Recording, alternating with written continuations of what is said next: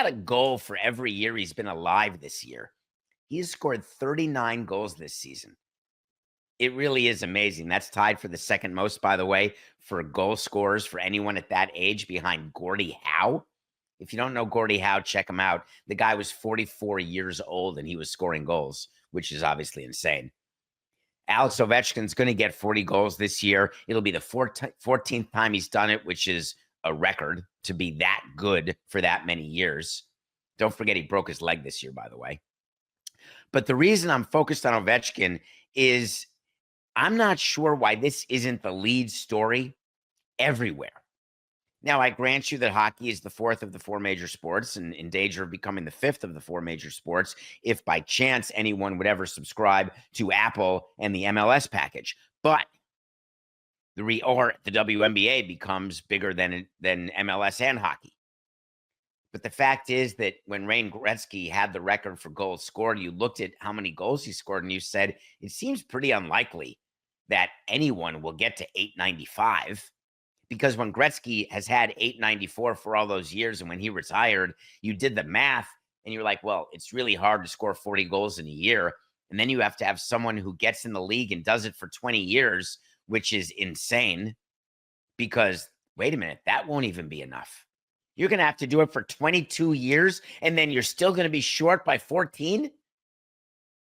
Think about the math. It's like saying that someone's going to get the number of hits that Pete Rose had or Ichiro has had. It's simply impossible until Alex Ovechkin came around. Now, we could spend time talking about Ovechkin's politics if you want, but we don't need to. We could spend time talking about the fact that there have been fights going on over who's going to broadcast the Capitals games. That's something that hasn't really gone on before. But before we get to those arguments, and we may only get to 1 versus 2, I would just like to take a minute and say to Alex that I appreciate what you're doing, because sustained greatness, and we're seeing it in basketball with LeBron. You could argue we're seeing it with Steph Curry. We're seeing it with Alex Ovechkin. The ability to be good without steroids. So I don't want to count the older players in baseball who stayed good later in their careers because of steroids. But the ability to be not just a bench player, not just a third line guy in hockey. We're talking about the best player, arguably. Alex Ovechkin is still, and we could talk about Connor McDavid. We could talk about all of the players who in hockey would be considered above Ovechkin right now, to both to start a franchise and maybe this year. But I would say that what he's done on a team that is just behind Winnipeg for being the best in all of hockey is incredibly noteworthy. So noteworthy that all of these broadcast networks all of a sudden are tripping over each other to show this game when he breaks the record. Except like a home run record, it's not a consecutive games played record where you know what game it'll be and you can put all your resources toward that game. You just don't know when Ovechkin's going to break the record.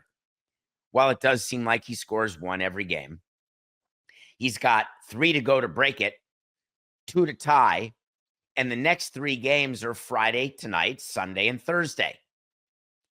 So ESPN has the Friday game. It's going to be on NHL Network, Hulu, and Disney. He's not going to get a hat trick today. So they're not despondent. In fact, they're actually rooting for him not to score at all. Sunday is a Turner game. So Turner, TNT, True Max, True TV, and Max, they've got his game on Sunday.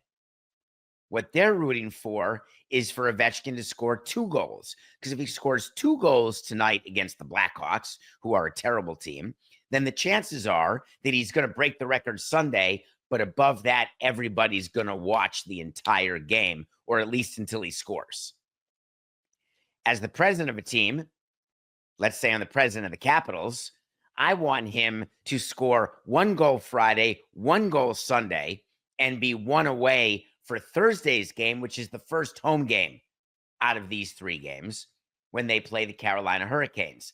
And that game is back on ESPN, the Disney networks. So it's funny how everyone has a rooting interest, obviously selfishly, because that would make sense. And the rooting interest is we just can't have him be past the record before our game.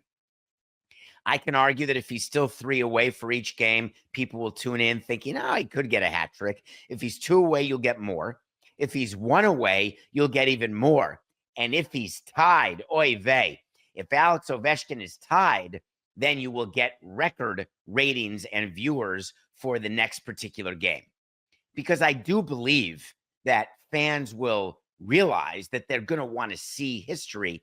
Because I would tell all of you out there, to the 46% of you who are under 34, you're never going to see this again.